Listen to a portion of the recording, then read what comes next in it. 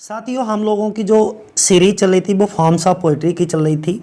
ठीक है, अब तक हम इस पर 2 वीडियो अपलोड कर चुके हैं, पार्ट 1 और पार्ट 2। अगर आप लोगों ने वो वीडियो नहीं देखी है तो एक बार जा करके देख लीजिएगा। ये हमारी इस सीरीज़ में तीसरी वीडियो है जिसमें हम लोग डिस्कस करेंगे 101 से लेकर के 150 तक। तो चलो शुरुआत करते हैं। सबसे पहला 101 नंबर का क्वेश्चन। 101 नंबर पे क्या कहा गया है? बोले the example of narrative poetry is. उन्होंने कहा नरेटिव पोइट्री का एग्जाम्पल है। तो ये दोनों ही जो एग्जाम्पल दे रखे हैं ये दोनों ही नरेटिव पोइट्री के एग्जाम्पल हैं। तो हमारा सी ऑप्शन सही हो जाएगा, both A and B. The midnight ride of Paul Revere by Henry Wadsworth और दूसरा rime of the ancient mariner S T. Coleridge. ये जो rime of the ancient mariner जो S T. Coleridge Samuel Taylor Coleridge का लिखा हुआ है, ये लैरिकल बैलेड के जो 23 पोइम थी, 23 पोइम में से सबसे पहली पोइम है और इसको पब्लिश करवाया गया था 1798 में। अगला नेक्स्ट हम लोग डिस्कस करेंगे द अर्लीस्ट नोन, जो अर्लीस्ट जाना जाता है नोन फॉर्म ऑफ लिटरेचर होगा is. Earliest form of literature कौन सा जाना जाता है, किसको कहेंगे? तो एपिक पोइट्री को। किसको कहेंगे? एपिक पोइट्री को। Next what is ballad. What is a ballad. Ballad क्या है? तो बैलड क्या होता है? कुछ और नहीं होता बल्कि एक प्रकार की कविता होती है। तो ballad is a verse. Verse लिखा होगा BERSE। और often a narrative accompanied with music, और ये नरेटिव फॉर्म में होता है, अकम्पनीड विद म्यूजिक, इस सॉन्ग के साथ गाया जाता है बैलड को। ठीक है, अगला हम लोग डिस्कस करेंगे 104 नंबर पे what is the origin of ballad. Ballad की ओरिजिन क्या है, यानी कि बैलड की उत्पत्ति कौन से शब्द से हुई और कौन सी भाषा से हुई? तो फ्रेंच वर्ड बैलड से हुई। फ्रेंच वर्ड बैलेड, इसका नाम याद बनाए रखना, BALLADE। फ्रेंच वर्ड है ये। तो फ्रांस से इस बैलेड शब्द की उत्पत्ति हुई। What sort of literature is a ballad. किस प्रकार का लिटरेचर जो है वो बैलड होता है? तो यहाँ पे बताया गया है कि बैलड बिलोंग्स करता है of folk literature. Folk literature का मतलब होता है ग्राम्य गीत, गांव में गाए जाने वाले जो गीत नहीं होते, लोकगीत जिनको कहते हैं। ठीक है, वहाँ से तो इनका जो फॉर्म होता है बैलड बिलोंग करता है फोक लिटरेचर से of narrative growth. B option हमारा सही होगा। और 106 नंबर की अगर बात करें, a dramatic monologue is also called. जो ड्रामेटिक मोनोलॉग है वो कहलाता है, क्या कहलाता है? पर्सनल पोएम कहलाती हैं। ड्रामेटिक मोनोलॉग क्या कहलाती है? हमारी पर्सनल पोएम कहलाती हैं। व्हाट एक्सप्रेसेस, कौन सी चीज़ें एक्सप्रेस करती हैं? Apparent meaning. जो अपेरेंट मीनिंग होता है of a allegory. Allegory basically होता क्या है? एलिगरी को हम डबल मीनिंग कहते हैं। किस चीज़ को? तो वर्ड्स ऑफ अ पोइम या प्ले ऑफ वर्ड्स भी बोलते हैं इसको। डबल मीनिंग होता है, एक इसका सरफेस मीनिंग भी चलता है एलिगरी में। तो ए ऑप्शन सही होगा। What does allows means. यहाँ पे अलोज का मीनिंग क्या है? तो अलोज का मतलब होता है स्पीकिंग डिफरेंटली। 109 नंबर पे Ben was the word allegory. Allegory used, प्रयोग की जाती है for the first time in English. English में सबसे पहली बार एलिगरी का प्रयोग कब किया गया था? तो 1382 में, 1382 में सबसे पहली बार एलिगरी का प्रयोग किया गया। एलिगरी हम पहले भी बता चुके हैं क्या होता है? डबल मीनिंग होता है जिसमें एक सरफेस मीनिंग भी, स्टोरी का एक सरफेस मीनिंग भी चलता रहता है साथ साथ। रॉबर्ट ब्रिजेस की बात करते हैं तो रॉबर्ट ब्रिजेस की एक पोएम है Nightingale. What is the allegory interpretation of nightingales.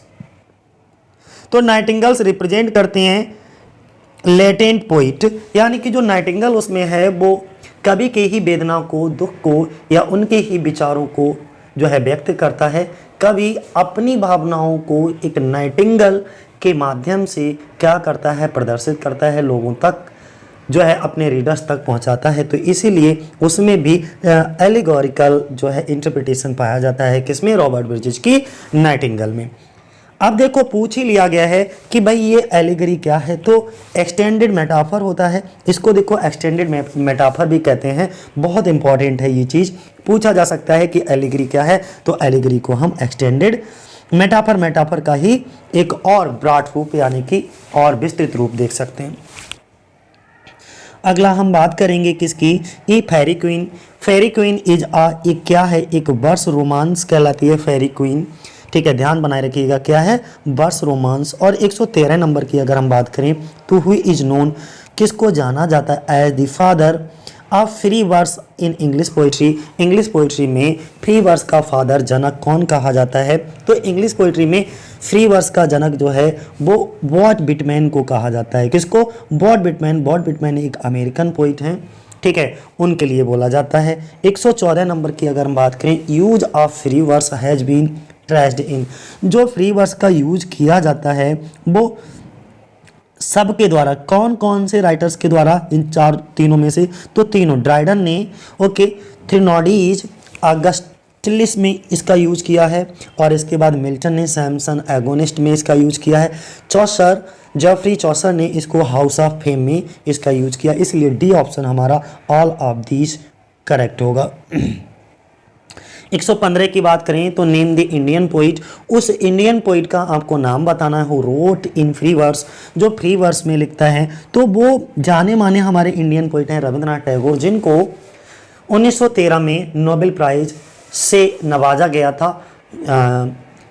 First Indian writer थे जिनको साहित्य के लिए जो है नोबेल प्राइज मिला था गीतांजलि के लिए 1913 में। अगला हम बात करेंगे दी बैलड। एक बैलड है लाबेल्डियम सन्स मर्सी, ये जॉन कीट के द्वारा लिखा गया है। ठीक है, इज रिटन बाय, किसके द्वारा लिखा गया, तो जॉन कीट ये एक रोमांटिक पोइट हैं यंग जनरेशन के, ठीक है, उनके द्वारा इनको लिखा गया।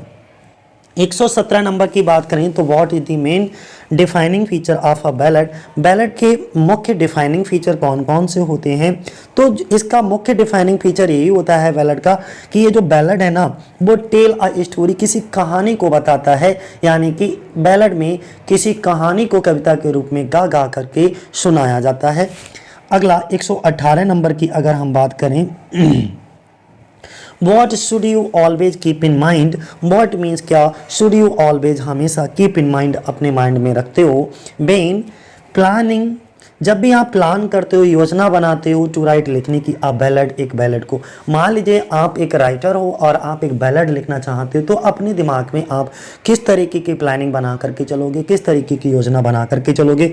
उन्होंने कहा बैलड जो है वो टेक्स लॉन्गेस्ट टू राइट। पहली चीज़ ये है कि then other form of poetry, यानी कि जो अदर फॉर्म ऑफ पोइट्री होती हैं उससे बैलड जो है वो टेक लॉन्गेस्ट टू, लंबा समय लेता है लिखने के लिए, और लंबा लिखा भी जाता है। कहानी के रूप में होता ना, तो पूरी कहानी बताना पड़ती है। What is the origin of lyric. Lyric का ओरिजिन क्या है, तो लिरिक शब्द का ओरिजिन लायर वर्ड से हुआ था। लायर भी एक प्रकार का इंस्ट्रूमेंट होता है, म्यूजिकल इंस्ट्रूमेंट होता है जिस पर लिरिक को गाया जाता है।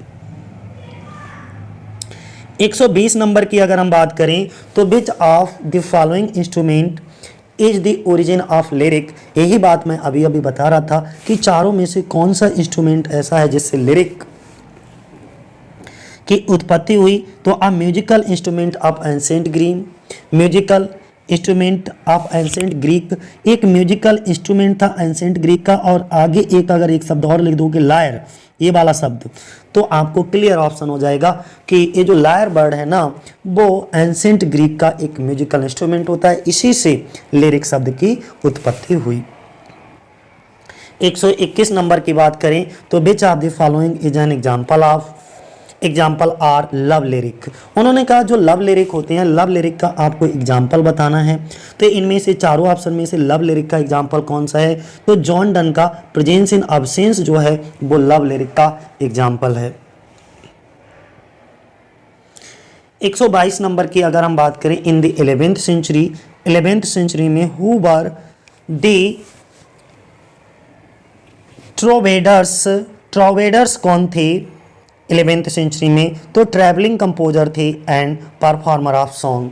पहले तुमने देखा होगा जो बंजारे नहीं होते थे वो गांव-गांव में जाते थे और वो क्या करते थे कि जिस गांव में भी हरबोला जैसे बोलते थे, एक गीत हमें याद आ रहा है कि हर बोलों के मुंह हमने सुनी कहानी थी, खूब लड़ी मर्दानी वो तो झांसी वाली रानी थी। तो पहले जो हरबोला होते थे वो गांव-गांव जाकर के क्या करते थे, इसी तरीके से वीर पुरुषों की कहानियों को गा गा करके सुनाया करते थे। तो वही बात यहाँ पर बताई गई है कि ये ट्रैवलिंग कंपोजर थे, चलते चलते गीतों की रचना करते थे और उनको सॉन्ग के रूप में परफॉर्म करते थे। लिरिक क्या है? एक इमोशनल एक्सप्रेशन है। इमोशनल का मतलब होता है दिल से भावनाओं का एक्सप्रेस करने वाला एक गीत है। अगर मान लीजिए आपके दिलो दिमाग या भावनाओं में कोई चीज़ चल रही है तो आप एक सॉन्ग के थ्रू उसको एक्सप्रेस कर सकते हो। 124 नंबर की अगर हम बात करें तो वर्ड्सवर्थ का टिंटन एबी इज रिटन कौन सी फॉर्म में लिखा गया है? टिंटन एबी की बात कर रहे हैं तो ये भी एक लिरिक है। टिंटन एबी कैसा है? एक लिरिक है, ध्यान बनाए रखना। इसका फॉर्म जॉनर क्या है? लिरिक। 125 नंबर में विच टाइप ऑफ पोइट्री, किस तरीके की पोइट्री कविता एक्सप्रेस की जाती है? दी थ्रो के माध्यम से फीलिंग्स ऑफ सॉरी यहाँ पे थ्रो नहीं होगा, थॉट होना चाहिए थोड़ा सही कर लीजिएगा यहाँ पर इस शब्द को। विच टाइप ऑफ पोइट्री, किस तरीके की कविता एक्सप्रेस करती है दी थॉट्स एंड फीलिंग्स, आपके विचारों को और आपकी भावनाओं को, आपके नहीं पोइट की, सॉरी आप दी पोइट, कवि की फीलिंग्स और कवि की विचारों को एक्सप्रेस करने वाली पोइट्री को हम क्या कहते हैं? जिसमें कवि के विचार और कवि की भावनाओं को एक्सप्रेस किया जाए तो उसको हम कहते हैं लिरिक पोइट्री। क्या कहते हैं? Lyric poetry. ए ऑप्शन हमारा सही है।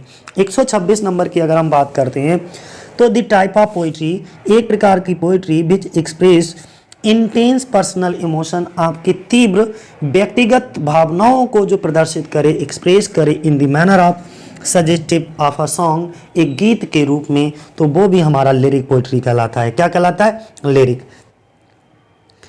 नेक्स्ट क्वेश्चन 127, आ पोएम, एक कविता that generally has metre and rhyme, एक ऐसी कविता जिसमें मीटर भी हो और राइम भी हो, तो वो क्या कहलाता है? जिसमें मीटर और राइम हो तो वो लिरिक। लिरिक में आपका मीटर भी मिलेगा और राइम भी मिलेगा।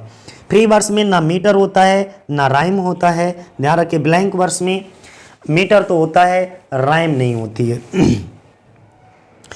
अब अगला अगर हम बात करें, what is the most popular theme of dramatic monologue, जब भी हम ड्रामेटिक मोनोलॉग लिखते हैं तो ड्रामेटिक मोनोलॉग की सबसे ज़्यादा पॉपुलर थीम क्या है, यानी कि किस विषय वस्तु पर आधारित ड्रामेटिक मोनोलॉग्स को लिखा जाता है? तो इसमें जो होता है थीम ऑफ लव दिखाया जाता है, प्यार पर आधारित इनकी थीम होती है, विषय वस्तु होती है, और उसी को इसी यानी कि प्यार की विषय वस्तु को अपना केंद्र मान करके हम क्या करते हैं? ड्रामेटिक मोनोलॉग की रचना करते हैं। 129 नंबर में how many speakers, how many कितने स्पीकर, बोलने वाले वक्ता take part in dramatic monologue, dramatic monologue कितने लोगों के द्वारा? तो ड्रामेटिक का मतलब नाटकीय और मोनो का मतलब एक, लॉग का मतलब आपका स्पीच, जो ऐसा एकल नाटकीय कथन यानी कि एक व्यक्ति के द्वारा बोलने वाला, तो सीधी सी बात है वन स्पीकर होगा। ठीक है, कितने होंगे? One speaker. तो सी ऑप्शन आपका सही हो जाएगा। इसके बाद 130 पे देखिएगा, what is the meaning of monologue, monologue का मतलब क्या होता है? तो भाई अभी हम बता ही चुके हैं, आ स्पीच बाय वन पर्सन क्या कहलाती है? मोनोलॉग कहलाती है। एक व्यक्ति के द्वारा बोली गई स्पीच मोनोलॉग कहलाएगी। फिर उन्होंने कहा कि ड्रामेटिक मोनोलॉग और ड्रामेटिक मोनोलॉग हैं, इनमें से क्या है? लिरिक्स जो हैं वो हमारे ड्रामेटिक मोनोलॉग की कैटेगरी में आएंगे, लिरिक्स। आगे 132 दी टर्म, यहाँ पर एक शब्द आया है, टर्म यूज किया गया है, मोनोलॉग बिलोंग्स टू, ये कौन से भाषा से बिलोंग करता है? तो ग्रीक लैंग्वेज से। ठीक है, ग्रीक शब्द है ये, ध्यान बनाए रखिएगा मोनोलॉग। अगला अल्फ्रेड लॉर्ड टेनिसन का एक वर्क दिया है टिथोनस, कौन सा दिया है? टिथोनस। अल्फ्रेड लॉर्ड टेनिसन जिनको 1850 में इंग्लैंड का पोइट लॉरेट बनाया गया था विलियम वर्ड्सवर्थ की मृत्यु के बाद, तो टेनिसन की एक वर्क है टिथोनस, उसका जॉनर क्या है? तो टिथोनस भी ड्रामेटिक मोनोलॉग के रूप में लिखा गया है। 134 नंबर की बात करें तो इन विच सेंचुरी, कौन सी सेंचुरी में बात सोनेट को इंट्रोड्यूस किया गया इन इंग्लैंड? तो इंग्लैंड में सोनेट को इंट्रोड्यूस कराने, देखो इटली में तो पेटार्क और सर थॉमस बेट के द्वारा इसको लाया गया था, परफेक्ट किया गया था, लेकिन इंग्लैंड में इसका श्रेय किसको जाता है इंट्रोड्यूस? पहले तो ये पूछा गया है कौन सी सेंचुरी में इसको इंट्रोड्यूस कराया गया, तो 16th सेंचुरी में। और किसके द्वारा कराया गया था? तो ध्यान रखिएगा, सर थॉमस बट के द्वारा, यानी कि अर्ल ऑफ सर्रे। उन्होंने कहा विच पोइटिक फॉर्म, कौन सा poetic form was brought to England, England लाया गया बाय सर थॉमस बट, जो कि अल ऑफ सर्रे थे। सर्रे एक जगह है और उस जगह की ये अर्ल थे। अर्ल का मतलब होता है जागीरदार। तो सोनेट, तो इंग्लैंड में सोनेट को इंट्रोड्यूस कराने का श्रेय किसको जाता है? सर थॉमस बट को। इसके बाद 136 नंबर की अगर हम बात करें तो विच इटालियन पोइट, कौन सा इटालियन पोइट वाज एसोसिएटेड, संबंधित था मेनली मुख्य रूप से विद सोनेट फॉर्म। तो यही बात मैं बता रहा था, कौन थे? Which Italian poet was associated mainly with sonnet form epic, तो ज़्यादातर एपिक लिखते थे। और how many lines are present in the sonnet, important है अनकी सोनेट में टोटल कितनी लाइनें होती हैं? 14 लाइनें होती हैं। ठीक है, सोनेट पे हम सेपरेट वीडियो बना चुके हैं, आप चाहो तो देख लो। इनकी जितनी भी फॉर्म्स ऑफ पोइट्री हैं उनकी सबकी सेपरेट वीडियो बनाई जा चुकी हैं। अगला, हाउ मैनी लाइन्स, कितनी lines are present in an active octave. देखो ये सोनेट भी दो तरीके के बताए गए हैं, एक इटालियन सोनेट होता है, दूसरा इंग्लिश सोनेट होता है। तो जो इटालियन सोनेट होता है उसी को हम पेटार्कन सोनेट कहते हैं, और पेटार्कन सोनेट होता है वो दो भागों में बांटा हुआ होता है, ऑक्टेव और सस्टेट। ऑक्टेव में 8 लाइनें होती हैं और सस्टेट में 6 लाइनें होती हैं। उसी तरीके से जो इंग्लिश सोनेट होता है जिसको हम शेक्सपियरियन सोनेट या एलिजाबेथन सोनेट कहते हैं, वो हमारा 3 क्वार्टरेन और 1 कपलेट में डिवाइड होता है, यानी कि 4 लाइनों के 3 क्वार्टरेन स्टेंजा होंगे और लास्ट में एक दोहा कपलेट लगा होगा। तो उन्होंने ये पूछा है कि ऑक्टेव में कितनी लाइनें होती हैं, तो ऑक्टेव में 8। फिर 139 पे द राइम पैटर्न अब्बा अब्बा, यानी कि ए बी ए, इसको अब्बा अब्बा करके याद कर लोगे, ध्यान बना रहेगा। ठीक है, ए बी फिर बी ए, पहले वाले का उल्टा कर दो। Is used which type of sonnet, ये किस तरीके का सोनेट है? तो इसी को हम इटालियन सोनेट कहते हैं। क्या कहते हैं? इटालियन सोनेट या पेटार्कन सोनेट। ठीक है, और ये वाला टीजीटी के 2021 में इसकी राइम स्कीम पेटार्कन सोनेट की पूछी गई थी, ध्यान बनाए रखना ये भी। अगला 140 नंबर की अगर हम बात करें तो in which form of sonnet, sonnet की कौन सी फॉर्म डज बोल्टा, जिसमें बोल्टा अपीयर होता है at the end of the eighth line, at the end of the eighth line. तो बी, किसमें? बी, यानी कि इटालियन सोनेट में। किसमें? इटालियन सोनेट में। अगला नेक्स्ट 8वीं लाइन के बाद बोल्टा का प्रयोग होता है इटालियन सोनेट में। बोल्टा क्या है? टर्न ऑफ थॉट है।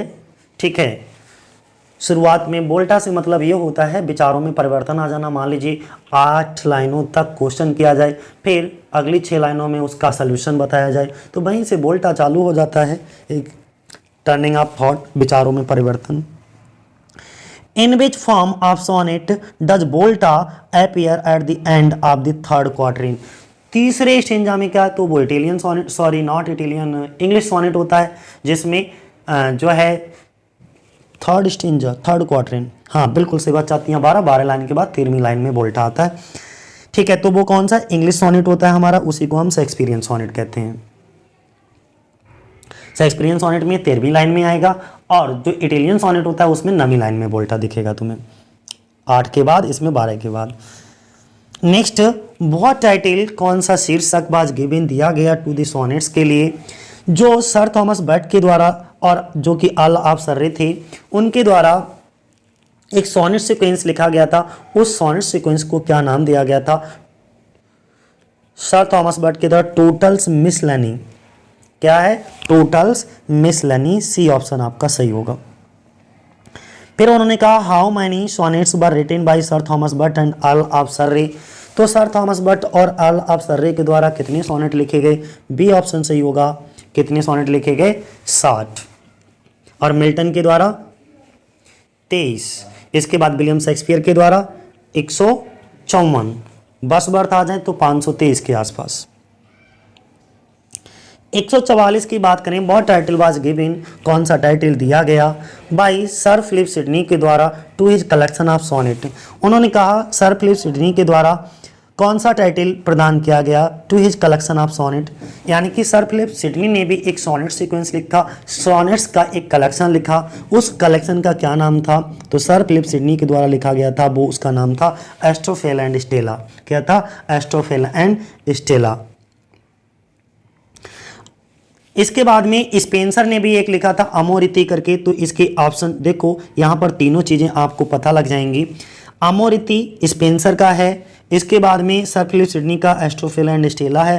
टोटल्स मिसलनी की बात करें तो टोटल्स मिसलनी अभी ऊपर आपने पढ़ा था, ये किसका है? अल ऑफ सर्रे थे, सर थॉमस बट के द्वारा लिखे गए सोनेट सीक्वेंस का नाम है। और इन मेमोरियम तुम्हें पता ही है, किसने इन मेमोरियम लिखी थी? अल्फ्रेड लॉर्ड टेनिसन ने।